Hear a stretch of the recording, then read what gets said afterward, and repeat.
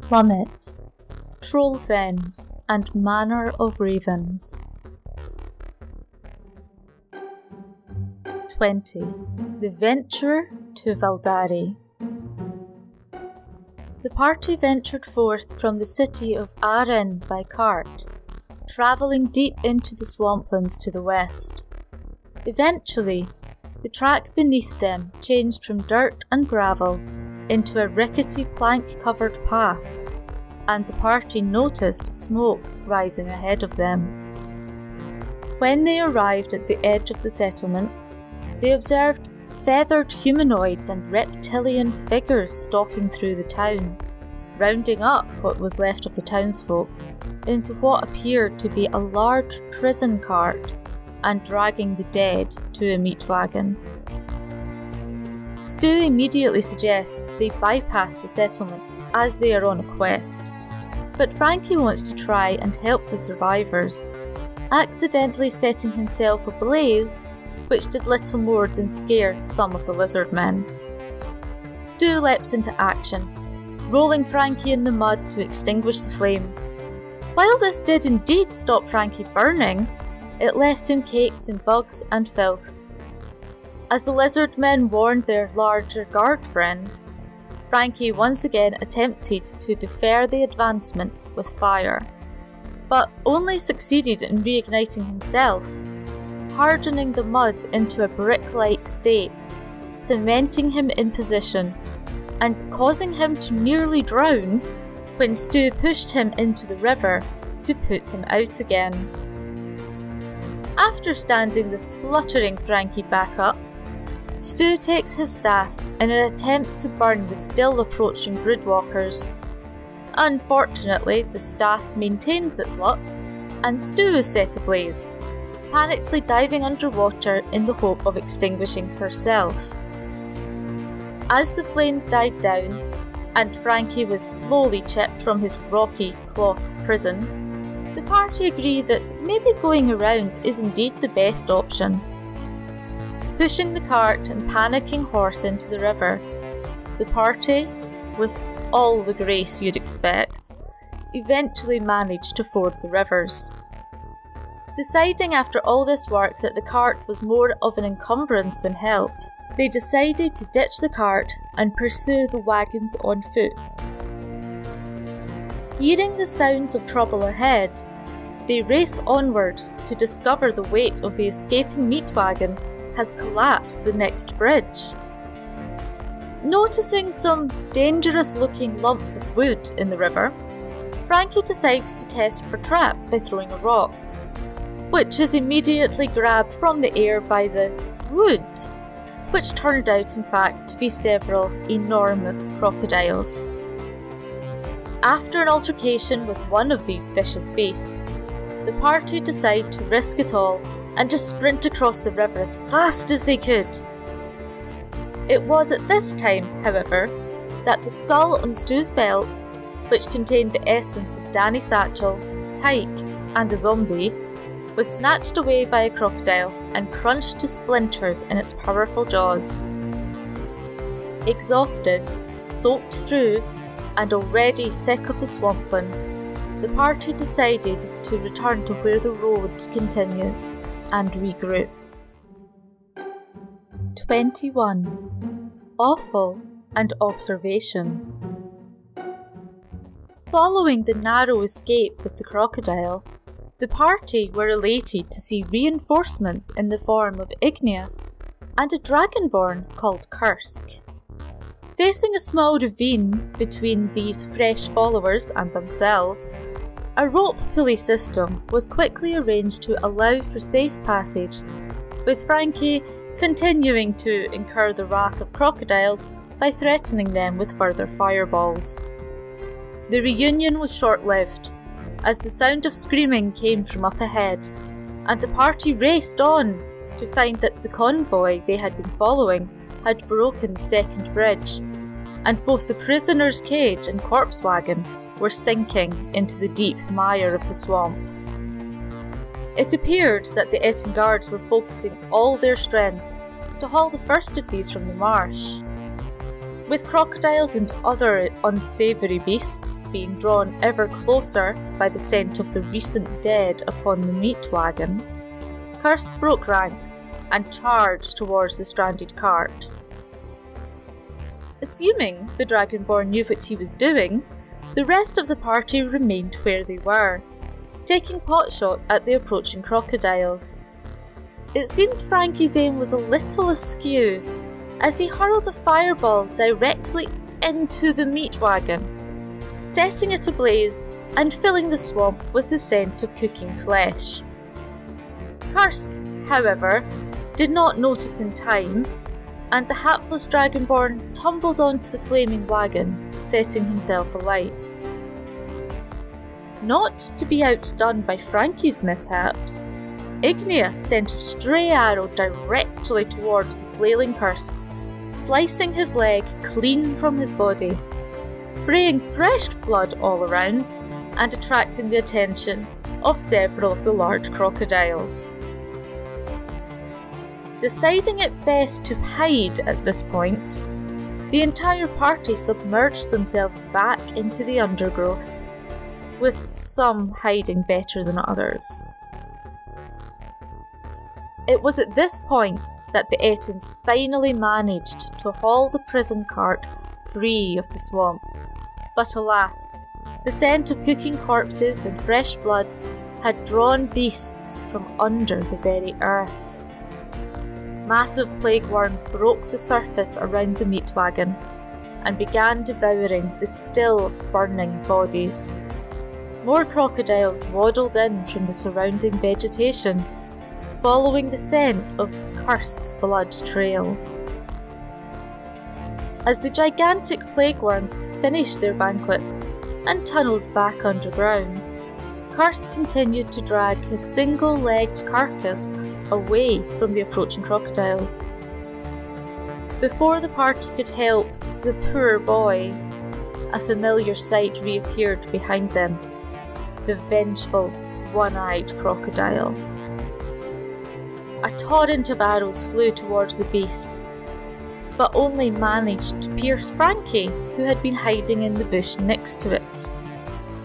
Alarmed and desperate, Frankie once again turned to the fire staff for help, setting a significant portion of the swampland ablaze. As the one-eyed crocodile fled the burning scene, and Stu, Frankie and Igneous leapt for the nearest puddle to put themselves out, it seemed everyone had forgotten about the other crocodiles. Stu found herself grabbed by the leg and spun round and round, breaking her leg in the massive beast's maw before arrows from Whispers finally freed her. Regrouping together in a large muddy puddle, the party agreed to be more careful in future. But as they crossed the swamp, they came face to face with one of the gigantic Ettins. Deciding that quick wit could save them, the party informed the Ettin that they should be allowed safe passage, and in return, on their way back, they would bring the creature ice cream. The rather dense Ettin agreed this was a fantastic plan, before quizzing the party on a grumpy-looking crocodile that was pursuing them. Leaving the Ettin to deal with the cuddly crocodile, the party came across a group of crowhags, elderly bird-like creatures who spoke of blessings from blood. Informing them that there was a ravine full of free blood, the hags quickly left to investigate, leaving the party alone with an altar which whispered to Frankie that he was cursed. 22. Scythes and Simeon. After following the caravan further into the middle of the ruin of an old city, and whilst Frankie ran screaming into the night from the continued advances of the angry crocodile, the rest of the party watched from afar as prisoners were unloaded from the cart. It was at this point that Igneous noticed a large rat at his feet, chewing on a severed finger. His quick reactions allowed him to capture the rat and examine its meal, a thick, pudgy dwarven digit bearing an ancient ring. After passing the ring around for several minutes, the party felt the ring's arcana call out to something else nearby. Its owner, maybe? Or perhaps a hoard of treasure just waiting to be claimed. Journeying down the stairs, they found a long, thin corridor with grooves cut into the wall. Assuming these to be traps, the party crawled along the floor on their bellies, bypassing any risks the room might hold. Discovering another grooved room ahead of them, the party continued trying to be careful. Sadly, however, Igneous, while attempting to be assured of what threat lay ahead, called forth Chris, his floating geode friend. And while Chris bobbed above a groove, a large, scything blade swung out of the gloom, slicing the geode clean out of the air and neatly in two. Continuing slowly, the party eventually came to what seemed to be an alchemy lab, finding a room full of several weird vials, a bubbling cauldron, and a very angry-looking monkey trapped within a cage. After Stu's many attempts at assurances that the monkey was friendly, despite its sour demeanour, the rest of the party left the room to allow Stu to open the cage on her own. The monkey was indeed friendly towards Stu, but while it didn't rend her limb from limb, it panicked quickly when Stu kicked over the cauldron. With a petrified simian tossing vials of magic all around her, Stu quickly grabbed the necklace from around the monkey's neck and exited the room, joining her comrades in the corridor, while all hell seemed to break loose in the lab. After several minutes of violent explosions and other strange sounds, the party re-entered the room, finding the charred remains of the monkey smouldering on the floor, alongside a trapdoor leading down from the room itself. As they attempted to leave, Kursk noticed that they were not alone. The severed paw of the monkey crawled its way towards them, making a line straight for Stu. As the skirmisher begrudgingly accepted her new pet, the party were determined that this ring and necklace had more to offer them, and carried onwards, finding several jail cells being guarded by Ettins. It would have been an easy job to dispatch these Ettins. However, a stray shot from Igneous sliced through the knee of poor Stu, slicing her lower leg from her body, and triggering her now legendary temper. Despite the infighting, the party eventually managed to kill the Ettins and free the villagers. But ahead of them now is an intimidating iron door. 23 of Sharks and Swirls. The party argued over who should open the massive metal door that lay before them. Eventually, Stu hobbled forward and put her full weight to bear upon the door, which swung away easily, causing the skirmisher to tumble down the stairs within, before landing with a massive splash into the cold, stagnant water. The rest of the party looked nervously into the room, seeing very little, but hearing the scrabbling sounds of something else entering the space. It was at this point a man, in what seemed to be a mishmash of wizarding robes and beekeeping attire, with a black and yellow striped staff slid through a hole in the wall, coming to a halt by the edge of a table. Following his introduction as Barry B. Beesbury, an apimancer by trade, the party asked him to join them and began examining the room. Igneous was vocal that the fewer doors they opened the better, as he didn't wish to drown in these caverns. But Stu was determined to follow the path guided by the amulet and ring Whispers had in her possession. Several waterlogged doors were opened, raising the water levels and bringing with them bobbing corpses strewn with teeth marks. Barry then convinced everyone that sharks were the only potential culprit and everyone should be on their guard. The party pressed on, taking care to watch for ripples in the water. Stu sent her newly acquired monkey paw to investigate one of these, only for the ripples to dart straight towards it, then turn and flee, leaving behind only a faint blood trail. Eventually, and after much confusion, the party came to a whirlpool, and while the amulet told them it was through such a phenomenon, it appeared no one in the party, other than Stu, was willing initially to take the plunge. After much fuckery, the party were all dragged through the hole, except Whispers, who outright refused to get wet. The other side of the whirlpool gave little of an escape, with a set of mossy stairs leading from the room to several doors, one of which led to a hole above a sewer pipe filled with massive worms. Another huge door brought only deeper water, but it finally allowed the party to be able to venture back through the whirlpool hole and reacquire Whispers. Dragging the poor tabaxi through the hole after them, the party opened the doors to an artifact room, revealing several magical items and bags of restorative dust.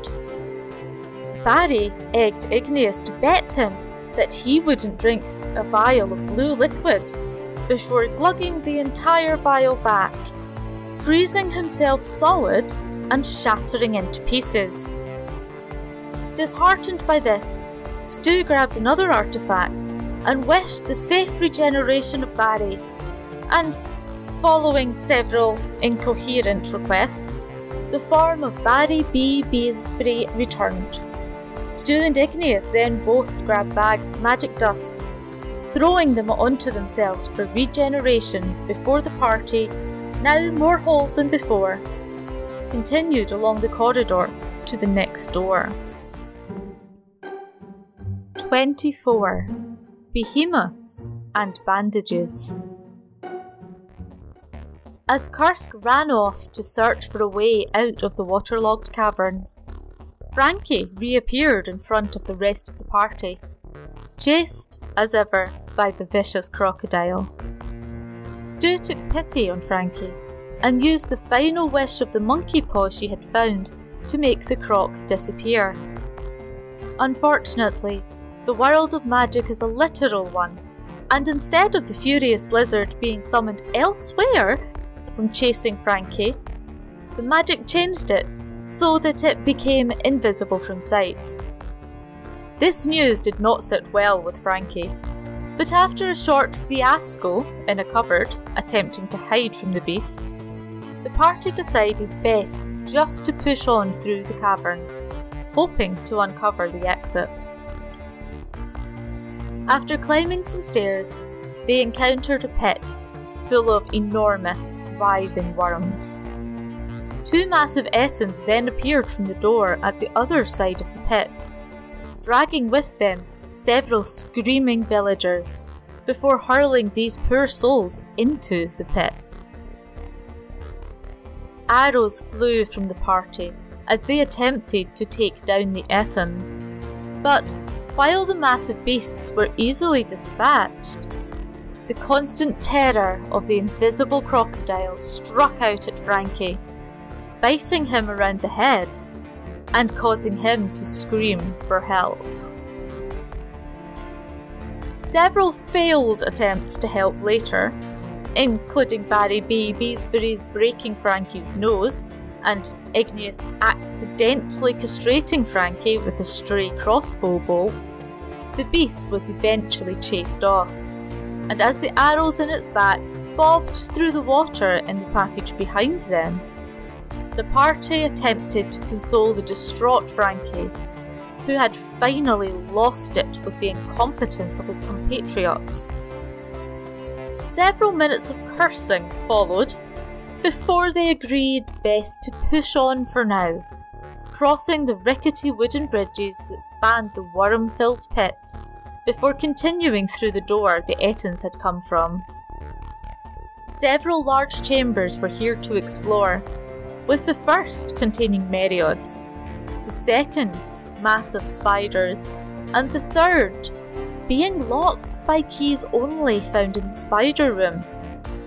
The party bumblefucked their way through the interactions with these gigantic beasts, before escaping through the door, locking it behind them, and finally being 80% sure they were free of that damn crocodile. The passage ahead split, with one descending back into water, and the other containing a dead Ettin and a foul-smelling passage. Outright refusing to get wet again, the party wandered past the dead Ettin, triggering hissing sounds in the dark, before being stalked by its slender beast with razor-sharp claws. Proving, once again, they were their own worst enemy, Stu swung her blades, slicing neatly through Frankie's leg and the recently restored genitalia of Igneous, pissing off the dwarf and triggering further infighting. As luck would have it, they were able to backtrack themselves with very little issue from the hissing darkness, descending down into the water and swimming through to the next cavern, which contained several malnourished bandits held in cages. Despite Barry B. Beesbury's desire to turn one of these hapless rogues into a bee bomb, it was decided to release these prisoners, if only to provide the party with a distraction to get past the large, armoured Ettin guards that waited ahead. As the violence intensified, the party sneaked through to the final room, encountering a massive troll behind a desk covered in gold coins. A Minotaur introduced himself as a servant of Bolgaroth, the troll who owned this region, and wished to know what they wanted. After a brief exchange, the party handed over a small chunk of gold and were led to a passageway. Sadly, it was only after the initial door was shut and bolted from the other side that the party realised they were now trapped in this small hallway. 25. Corvids and Antiquities. As soon as the party realised they had walked into a sealed room, they began to suspect the worst. A trapdoor opened beneath them, sending them tumbling into the darkness, landing amidst a strong stream of water that separated the hapless heroes along its winding tunnels. Whispers, Stu and Barry finally broke free from the gloom and landed with a loud splash into a pool of stagnant green water, reuniting with Kursk, who had been sitting at the side of the lake, attempting to wring the water out of his clothing. With the fate of Igneous and Frankie unknown, but assuming they would follow on in time, the party turned their attention to the large manor house on the hill nearby, agreeing between them that it must be the house they were looking for, and began the journey across the flooded farmlands. Still convinced that the invisible crocodile was following them, the party became further paranoid when they noticed several ducks had suddenly disappeared from sight. It was at this point, however, that Barry B. Beesbury drew the attention of several of the nearby crow hags. Believing that he could simply talk his way out of the problem, Barry informed the hags that he had been sent a letter by carrier pigeon to come and repair the roof of the nearby manor house. After further miscommunication, Barry ended up accidentally destroying the crow hag's shed.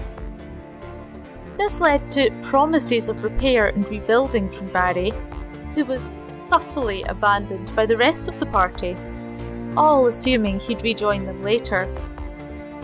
As they drew closer to the crumbling wall and collapsed gate of the manor house itself, they decided to first investigate the gatehouse, finding a small hexagonal charm on a long decayed body.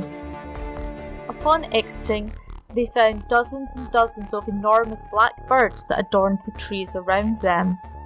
Each seemed to glare a hole through each one of the party and caw ominously as they watched them slowly make their way up the long driveway. Stu noticed that vandals had removed limbs and other body parts from statues which lined an old, murky pond, while Kursk was more concerned by the hexagonal markings that were painted onto the statues themselves. As they continued past the pond, noticing that several of the missing statue pieces seemed to be sticking out of the water itself, they eventually came to the boarded up door. The same hexagonal symbol was carved and painted upon the door itself. Never one to let anything ominous get in her way, Stu began ripping some of the boards from the door, releasing a torrent of black birds from within the house. As the rest of the party panickedly covered their eyes to escape the birds, Barry was still in the crow hag hut, his attempt to escape having been met with sharpened blades, and as a result, he had decided to take up residence on the roof of the crow hag's shed, building himself defences and forgetting about rejoining the party. Oblivious to Barry's plight, the rest of the party pushed their way inside the house, finding a collapsed stairwell, long abandoned pews, and a sinister-looking altar, covered in the same dark liquid and ashes that the symbols had been drawn in. Kursk examined the altar, finding a small metal box full of thick red liquid and several humanoid canine teeth. Using their best acrobatic moves, the party climbed up to the next floor, finding two unyielding sets of doors, before deciding that was the best way to progress, to push Whispers through the small vent between the doors. Much shuffling later, Whispers found herself in one of the rooms filled with valuables and jewellery. Opening the door to the remaining two, the party spot another vent in the wall, potentially leading to the other blocked room. Sliding through the gap, Whispers discovered a room with a well-barricaded door and a large box on the floor. Using a key she found earlier, she opened the box, revealing slowly spinning figures of a couple dancing together and the tinkling sounds of a music box. As soon as the music began, birds began crashing into the window, frantic, ravenous, desperate to break through the glass. As Whispers continued to search the box, the glass began to crack, before finally shattering, covering the tabaxi in broken glass as the crows began to swarm all around. Cowering over the box, Whispers managed to work out how to release the secret compartment, revealing a small brass key before taking her leave of the room. The party then fled downstairs to an old clock they had noticed before, and while Kursk attempted to keep the crows back, by swinging a large painting at them.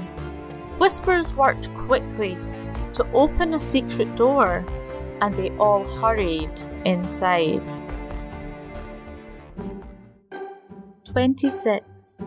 Keepsakes and Keys.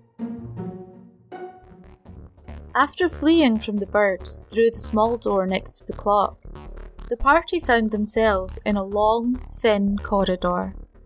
As they passed a slope leading downwards and approached another small door, they heard the sounds of a discussion from the other side, and a familiar voice.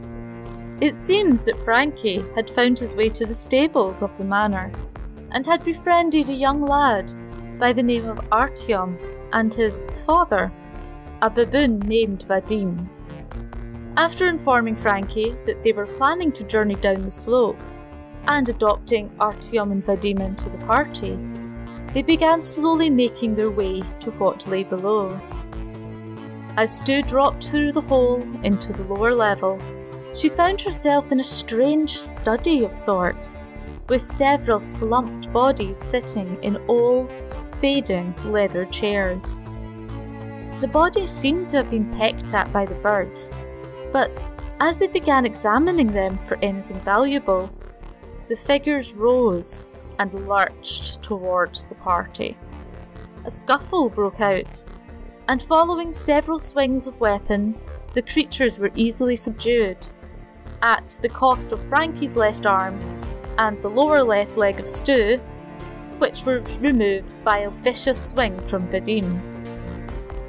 Frankie, apoplectic with rage, finally used his bag of restorative dust, returning himself to full as the rest of the party searched the room. Upon exiting the room, the party discovered an elevator-like structure held shut by several padlocks. Since they had one key in their possession, they decided to check the other rooms to see if they could find further keys to finally exit this place. The next room yielded a small hidden port, complete with dock and sunken boat. As several bodies bob up and down in the water, Kursk notices something shiny on the sunken boat and dives in to retrieve it. Unfortunately, this awoke the zombies that were bobbing in the water. With all the grace they could muster, the party attempted to shoot around Kursk as he searched for the key. But alas, the Dragonborn met his end by an arrow through the eye, killing him instantly. After many arguments and further searching, the party came across a mortuary room, complete with plague doctor masks and multiple jars containing highly scented plants such as rose leaves, mint, carnations and camphor. As Artyom and Vadim tucked into the flower jars, and Stu found herself a new mask, more keys were discovered, one hidden within a removed stomach, another placed safely within a drawer. As they entered the final room, the party seemed prepared for anything, but seemed to only find an old, dusty corpse. They then noticed a crow had made its nest in the room. Stu, cawing at the bird from within her plague doctor's mask, checked the nest and found the final remaining key. As they unlocked the padlocks and climbed into the elevator, it descended slowly into a crypt. The party peered through the gloom, hearing something large, breathing slowly but steadily somewhere in the dark. As they continued to explore, they found a massive, slightly ajar sarcophagus and some stairs leading to a securely fastened trapdoor. After many attempts to open the trapdoor, the party decided to push the sarcophagus open and take a look inside. What greeted them was the sight of a wooden coffin with unnaturally deep violent scores over almost every inch of it. Vadim decides to hatchet the box open, shattering the contents and causing thick green smoke to pour from within. A scrawny figure made of sticks arose from the smoke and asked, "Have you brought my end?" before inquiring further if they would kill his brother, a captain in the bandit camp nearby. Witches did this to him. He wants his brother to join his fate. He disappears giggling, telling them to open the box, unveiling a small red gem, which he tells them is theirs to play with now, before slowly fading away, unlocking the trapdoor as he leaves. 27.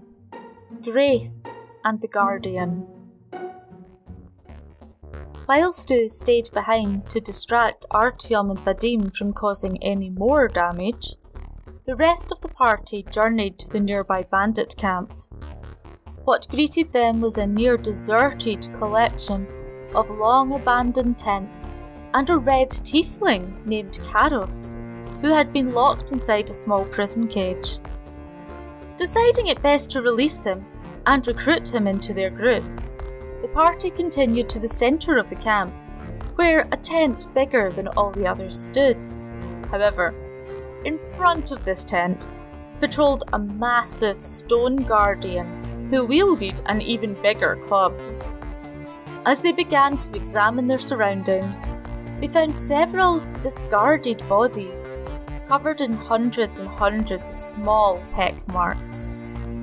This did not deter them, as they decided the best thing to do would be to cut a hole inside of the biggest tent in order to gain entry without alerting the automaton. Unfortunately, this attempt at stealth failed, but a distraction was caused when Karis began running screaming from the Guardian at full speed as it swung its mighty club in his direction. With the stone automaton otherwise distracted, Whispers and Frankie were able to enter the tent and examine its contents, finding a naked, drunken man asleep and snoring loudly on a bed, with a dead guard lying nearby. Agreeing there was no way the snoring man would awaken from his slumber, Whispers and Frankie began to loot the room of anything valuable they could find. But as a loose coin rolled under the bed, a secret passage was found. It was at this point that Karis, still running as fast as his legs could carry him, reappeared with the Guardian chasing him, running right through the tent, which caused the Guardian to remove the tent from its current location in its attempts to find the tiefling. Shunting the drunken bard off the bed before lifting the bed itself, the party crept down the stairs, leaving the automaton to continue its tiefling hunt elsewhere. After inserting the 4 small pearls into the indentations below, the stick creature Skarn reappeared from the shadows, asking how their progress on killing his brother was going. After a short debate, Skarn agreed to tell them the name of the Guardian upstairs, and thus how to control it, if they will finally end his suffering by killing his brother. While Frankie immediately concurs that this is a great trade, the others remain unconvinced, but a deal is a deal, and Frankie returns up the stairs, fully intent on setting the unconscious bandit alight. For once, his fire hits its intended target, and as the bandit awoke, screaming and kicking, the automaton, however, took this as danger and put the fire out with a single heavy blow from its club, crushing the poor bandit into mush. Skarn is overjoyed and informs them all the treasure is theirs, alongside the Guardian, whose name he gives to Frankie, Whispers and Karos, granting all of them the power to control the automaton. As Skarn fades, the party remember why they came here in the first place and enter through the marble door, discovering a massive room containing a single dais in the middle, hosting a child-sized coffin covered in a dragon motif. Upon placing the necklace inside the coffin, the room immediately feels different, calmer, sensual, and as an apparition of a dragon woman appears and thanks them, they are also rewarded with any treasure they wish from the manor house. This apparition fades as the coffin turns to stone. Deciding that Rin has had too many bad memories, and likely would wish for at least a portion of their new wealth, the party load up their cart with what treasure they can find, and set off in the opposite direction, finally leaving the swamplands of Valdare.